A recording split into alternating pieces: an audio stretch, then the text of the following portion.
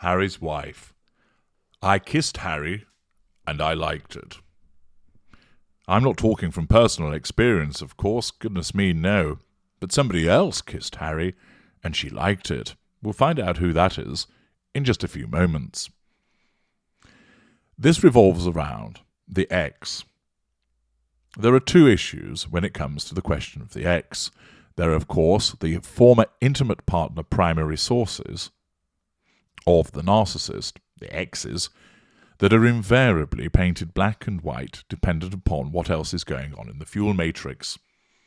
The immediate former intimate partner primary source, the immediate ex, is invariably painted black, smeared, and is viewed as the devil incarnate. Invariably, the abusive ex syndrome applies, and I'd invite you to watch that video to learn more. The narcissist regards the ex as a problem. Everything about them, everything associated with them is seen through that lens of them being painted black. And when you replace that individual, you are viewed as painted white.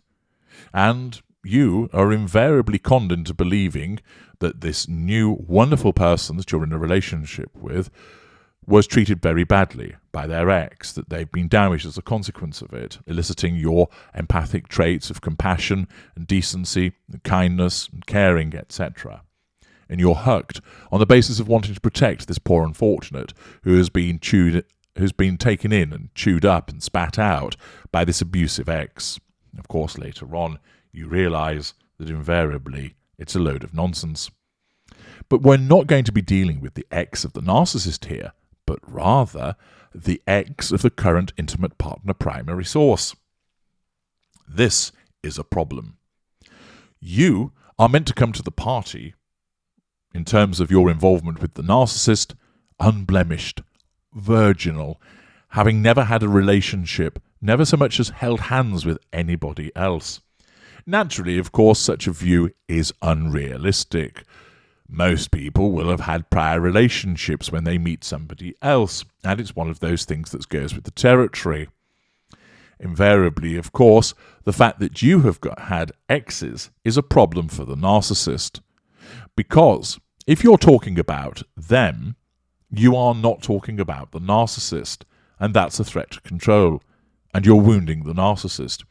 Even if, for instance, you're saying, oh, my ex was a complete lunatic and awful person, because it may well be the case that you as an empathic victim were with a narcissist before you've got with this new narcissist.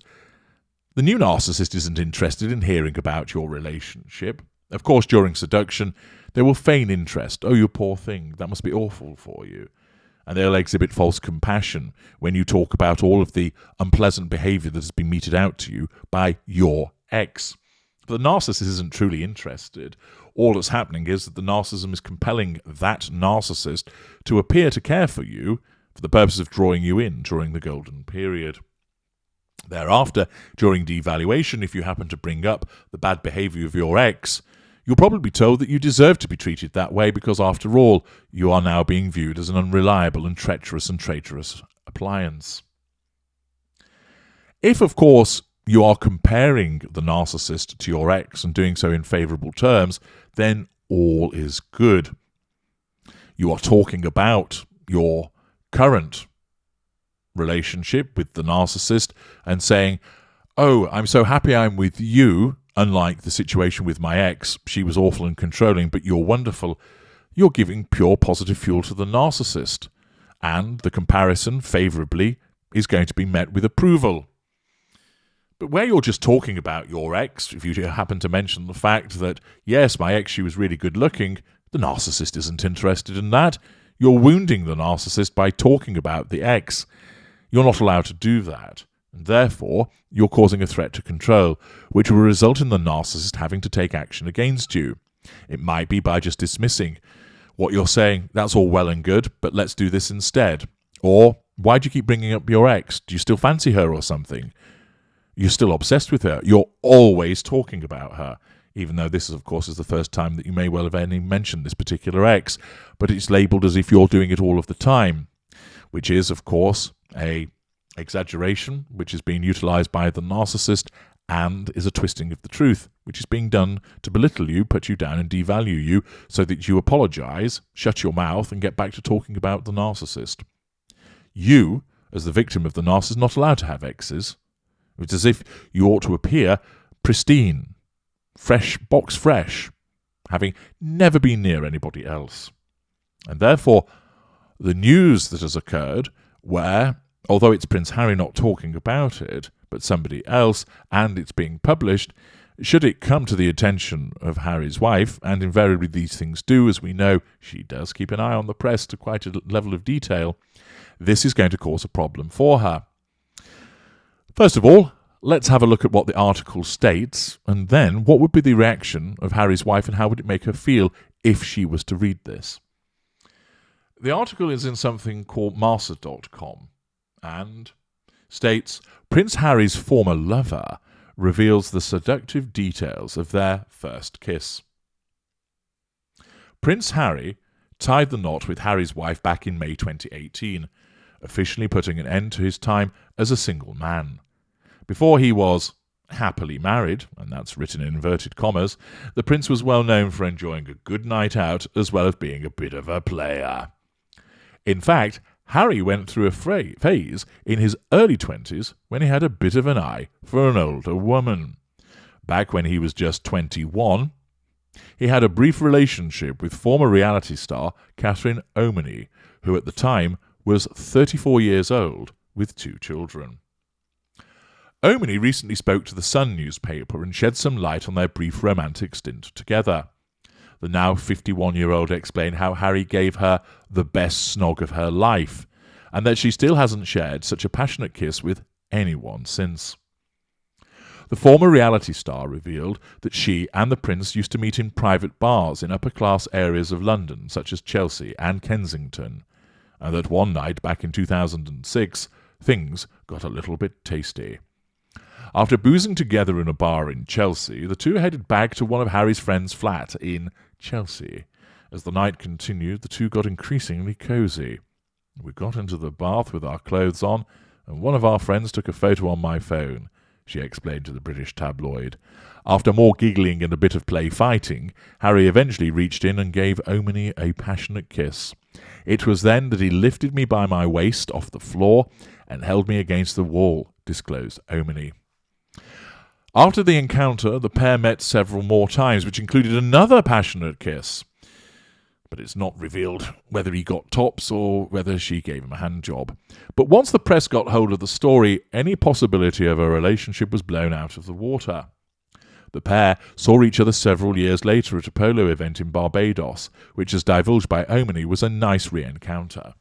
Harry is due to release his autobiography soon. There has been much anticipation ahead of its release, with the prince due to write about his ex-girlfriends in his new memoir. There is more that's stated about this encounter, but you get the thrust of what's gone on here. That in another publication, Catherine Omaney has stated that she's making mention of this because she doubts that she'll be included in his autobiography and that he won't be mentioned in the book. And therefore, with this, what if Harry's wife was to learn of this article? Well, of course, she wouldn't like it, because it's not about her. More so, even though Catherine Omaney, I think, is with somebody else now, or is certainly not saying that she's interested in Harry, and is just referring to something that took place some 16 years ago, Harry's wife's paranoia will drive her because she'll feel threatened by mention of this, the fact that Harry has been with someone else, notwithstanding the fact that she's been with plenty of people and probably has a list of encounters as long as 2 arms put together and then some. The fact is, she's allowed to do that, but Harry isn't. Of course, you would recognise that everybody has exes. Nearly everybody, unless, of course, you meet for the first time when you're, 15, 16 years old. But then, everybody else recognises that when you're a mature adult, that you will have had previous relationships. But the narcissist isn't interested in that. The fact is, with Catherine Omaney having this article published, this will threaten Harry's wife's sense of control over Harry. The reason for this is that because the article isn't about her, Harry's wife isn't getting any fuel, and she will feel threatened by the presence of this admittedly attractive lady making mention of having an involvement with Harry.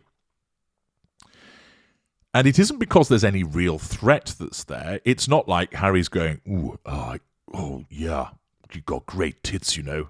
Oh, gosh, when she went like a train. Oh. No. And it's not the case that he's thinking about, yeah, I've been thinking of giving her a call and seeing if we can pick up where we left off. No, none of that. But that doesn't matter. Because Harry's wife's perspective is, this is a threat to control, because her narcissism determines it to be the case, because it's not about her. Paranoia is unleashed, which will cause her to think, so you still hold a flame for her, do you, oh ginger bollocks? Yeah, I can see the way that your eyes widened when you saw that picture of her, which invariably they didn't, but the narcissist will accuse him of that. Oh, you still fancy her, don't you? I can see that you're getting a semi-lob on when you've looked at her pictures. Of course, that's not the case, and poor old Harry's looking down his crotch saying, little Harry's asleep. Nothing's going on. But it doesn't matter, because her narcissism will compel her to make false accusations against him, accuse him of being flirtatious, still fancying her, probably being in contact with her in some way. Give me your phone. I want to check whether you've been messaging her. Don't be ridiculous, says Harry. Why would I be? I don't even have a telephone number. This is someone that I had a bit of a fling with 16 years ago. For goodness sake, calm down, woman. But of course, that isn't going to help, because all he's doing is threatening control further, and undoubtedly an argument would then ensue.